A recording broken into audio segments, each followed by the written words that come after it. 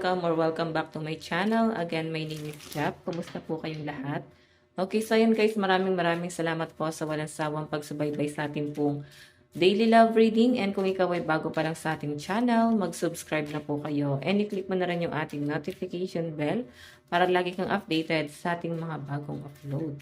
Okay, so yan guys, sa mga interesado po sa ating private reading, wishing candle, cord cutting, iiwan ko na lang po yung link ng aking Facebook sa atin pong description box below. Okay? Tignan natin, kanino bang love reading yung masasagap natin ngayon? Doon muna tayo guys sa sitwasyon. Kanino bang love reading? The Spirit Guide.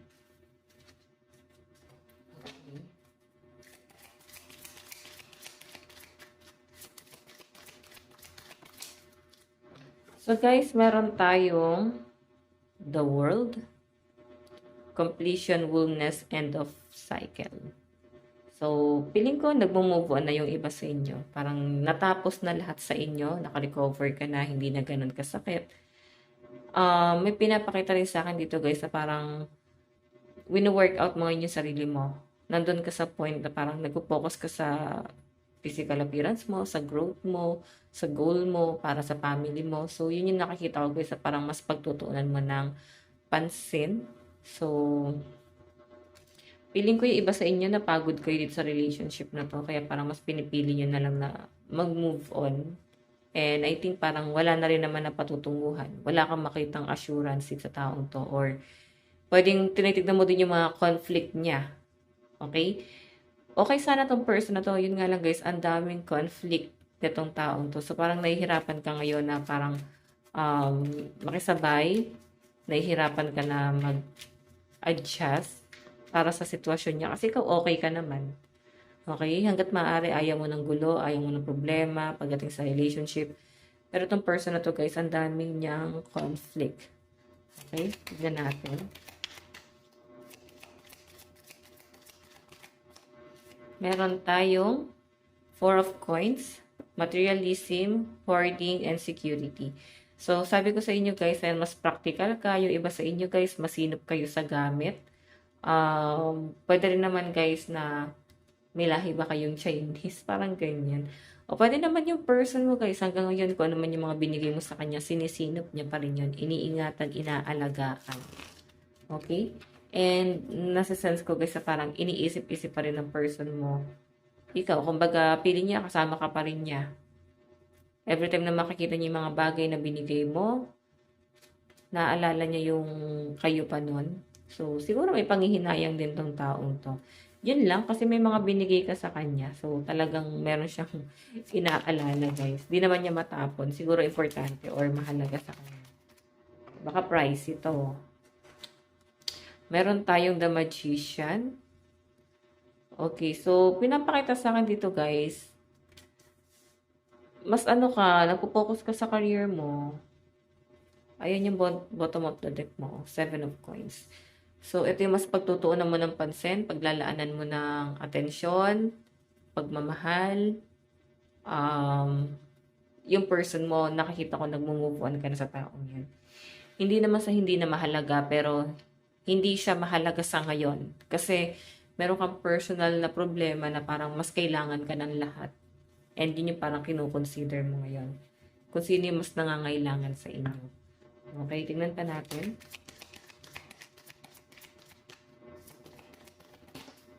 Okay. So guys, meron tayong 5 of Swords. Ayan, 5 of Swords. Surrender, defeat, the cost of battle. Okay, the cost of battle. So, sumuko talaga, no?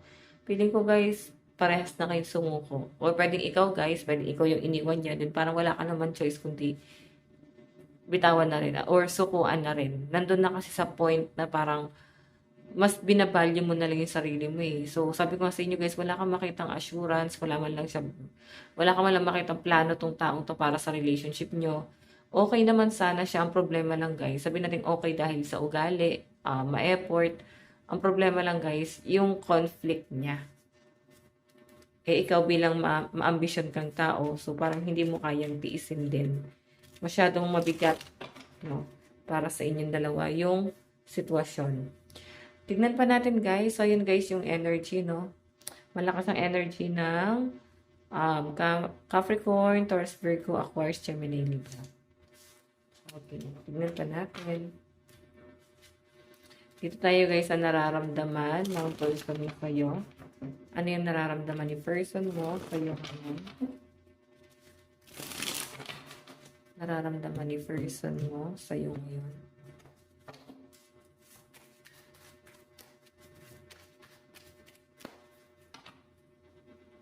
Okay. And ano naman ang nararamdaman mo kay person? Nararamdaman sa person mo.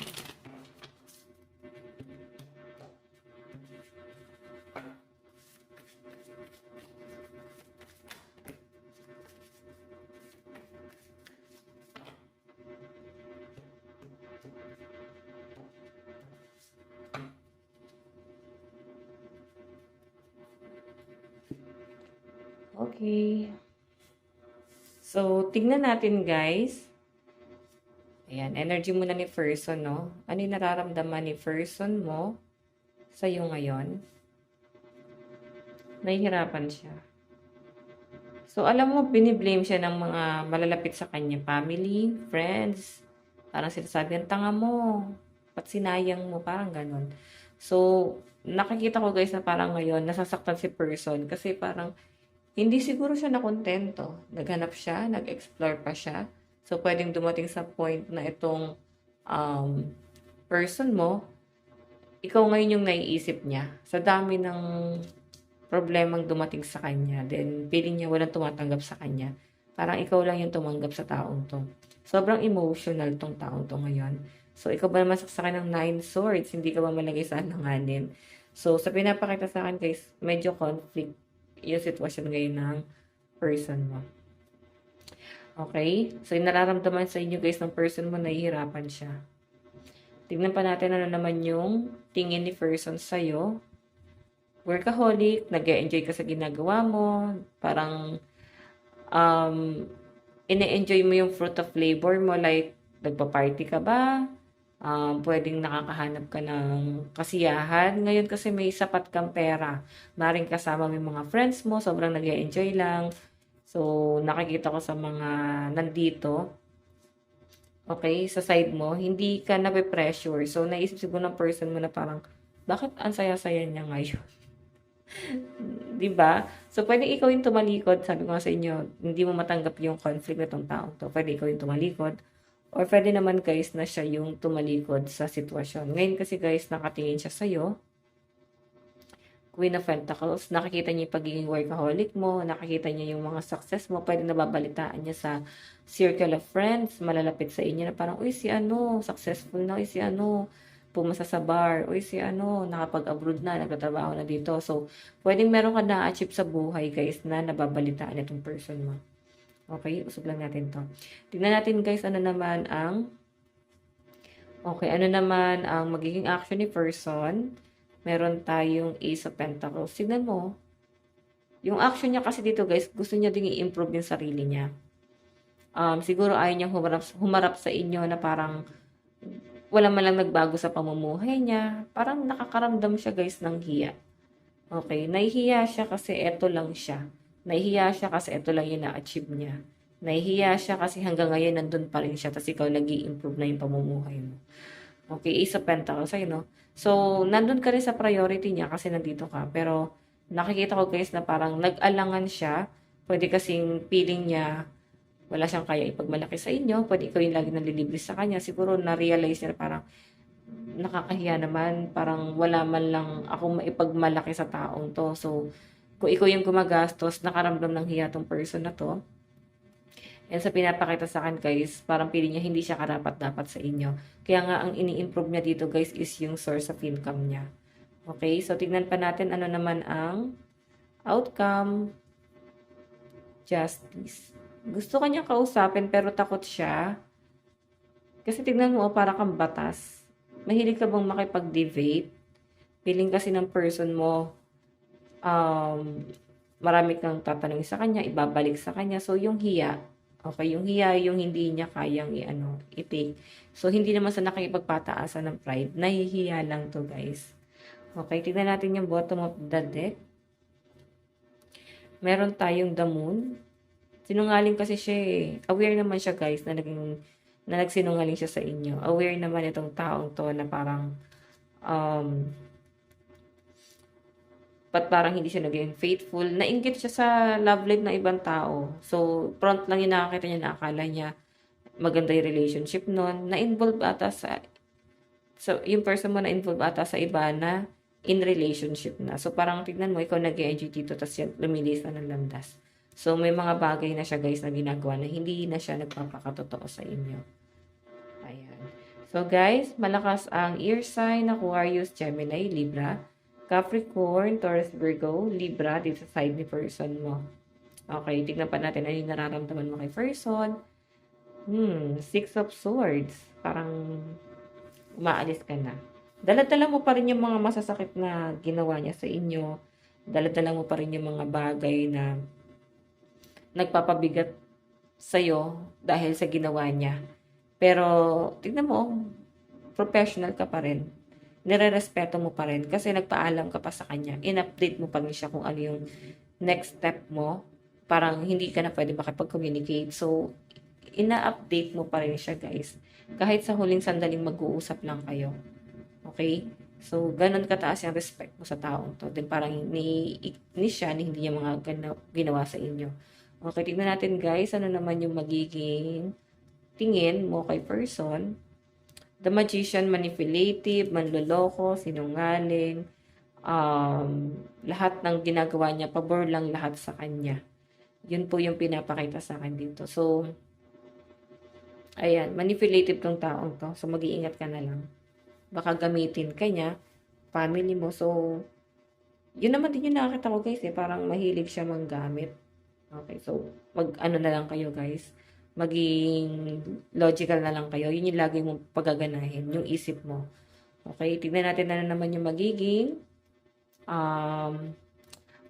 action mo. Ine-enjoy mo lang yung buhay mo eh. Masaya ka naman talaga.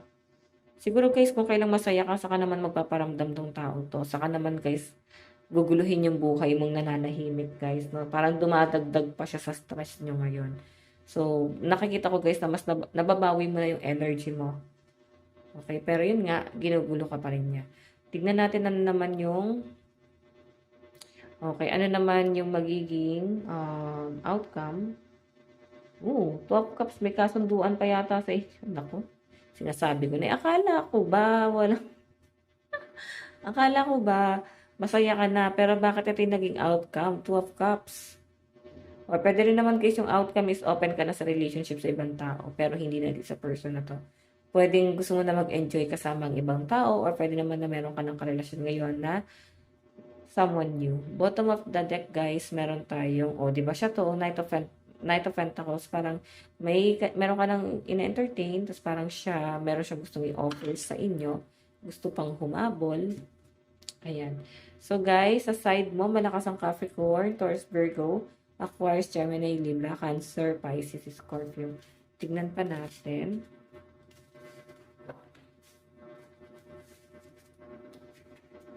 Okay, saan na patungo itong relationship na to?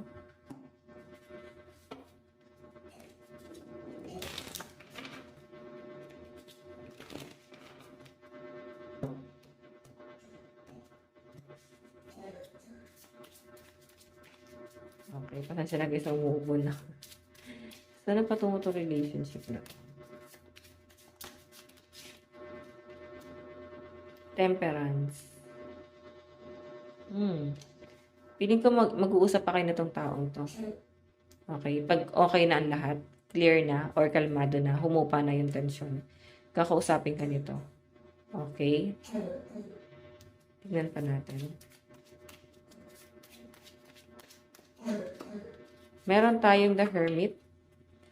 Diba? Sabi ko sa inyo, may pag-uusap dito guys. I think siya yung makikipag-reconcile sa inyo, pero nasa hermit mode pa yan guys, no? May mga kinaklaro pa siya. O pwede meron siya pinaghahandaan. Meron pa siyang struggle. Okay, tignan natin. Meron tayong The Tower. Oh, may natapos na. Okay, may Pisces dito. So, iniisip pa rin ng person mo yung ending yung dalawa or pwedeng nagsasama pa kayo guys, iniisip siguro ng person mo kung saan na magtatapos itong pagsasama yung dalawa. Kasi ito open ka na eh. Matapos man o hindi. Sobrang okay lang sa'yo. Kung ano man yung kahihinatnan yung dalawa. Meron tayong treatment. Ayan. May nagkakasakit dito or pwedeng, depende. Pwedeng kung ano yung trato niya sa inyo. Okay? Pwedeng maganda ba yung trato sa inyo or pwedeng siya din yung nagpasuko sa inyo. Diba? So, tignan natin guys advice. Tignan ko lang to. Okay. Advice. Love advice. Meron tayong connection. Your connection is eternal and unbreakable. So, soulmate mo to. Hindi pala kayo basta-basta mabubuwag. Pwedeng malapit ang pamilya nyo or pwedeng kasal kayo. Tingnan natin. Meron tayong bond. A love bond grows stronger over time. Naku, ano to? Mukhang maayos niya pa to. Mabibigyan ng second chance. Sabi ko sa inyo, nahihiya pa siya. Tignan mo, nagkakasakit siya ngayon. May matindi siyang pinagdadaanan. So, feeling ko guys, once na mag-usap kayo, baka magkaroon ng spark. Nasa iyan guys. May napipil ako na para magkakaroon pa ng spark dito. Okay, meron tayong recognition, di ba? May pagkikita pa rin sa inyo nitong taong to. Okay, ayan o. Ano ba to? Schoolmate mo, kaklase mo, kababata mo. Mas bata sa inyo or pwedeng ma-ahead sa inyo yung edad niya, no? Tingnan natin mensahe sa'yo ng person mo. Meron tayong that timing just wasn't right for us. Okay. Siguro nung mga araw na yon, feeling niya masyado pang komplikado at hindi pa yun yung tamang panahon para sa inyo. So, sa pagbabalik niya guys, feeling niya ito yung tamang panahon para sa inyong dalawa. Ang tanong, tatanggapin mo ba? Pero kasi guys, nakakita ko babawi siya sa inyo. Okay. Tingnan pa natin. Meron tayong I wonder if you are happy without me.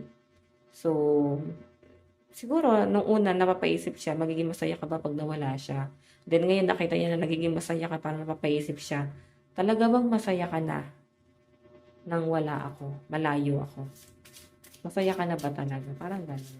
Okay, tignan natin. Meron tayong I'm so attracted to you. Grabe, hindi niya mapigilan yung emosyon niya, guys. Sobrang na-attract mo tong taong to. Okay. Meron tayong sometimes I stay awake thinking about you. So, inisip-isip ka pa rin. Baka madalas nga hindi pa nakakatulog. Okay. Meron tayong you and I were too young. Masyado pa siguro kayong bata. Yung iba sa inyo guys, parang kailan lang kayo nagkahiwalay. Baka hindi lang kayo guys nagkasundo. Baka ano lang alitan. Pwedeng 2 days, 3 days, weeks, or months. Hindi lang kayo guys nagkakausap na. Okay, yun yung pinapakita sa akin. Ayan, no? Sabi ko lang kanina, pwedeng minalit siya ng ibang tao, or pwedeng sumuko siya, ginose ka. Kasi pwedeng ikukumpara sa inyo. Parang sobra yun, parang mas mataas ka sa taong to. Ayun, nasabi niya dito, I am becoming a better person.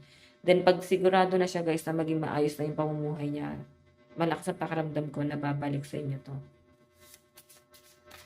Tignan pa natin, last message ni person sa'yo. Meron tayong, I bury myself in work to forget you. Pinipilit naman pala niya eh. Pero feeling ko, di niya talaga magawa. Nakalimutan ka. Okay, last. Advice. Advice. Advice sa'yo. Meron tayong, my sexuality is sacred. May mga ano dito guys, LGBTQ+, bisexual. So, any gender guys. Okay, yan yung nakikita ko dito. And malakas din yung pagiging masculine kung ikaw ay babae. Sobrang strong independent person. Kung lalaki ka naman guys, nakikita ko pa rin yung pagiging independent mo. Maraming umaasa sa'yo. Okay, last. Choose kindness. O, diba? Mabait naman talaga yung mga nasagap natin dito. Pero siguro napupuno at nauubos din yung kabaitang yon. Okay? So, hayan guys. Ito lang naman po ang inyong daily love reading. Bukas po ulit. God bless and love you all. Bye-bye.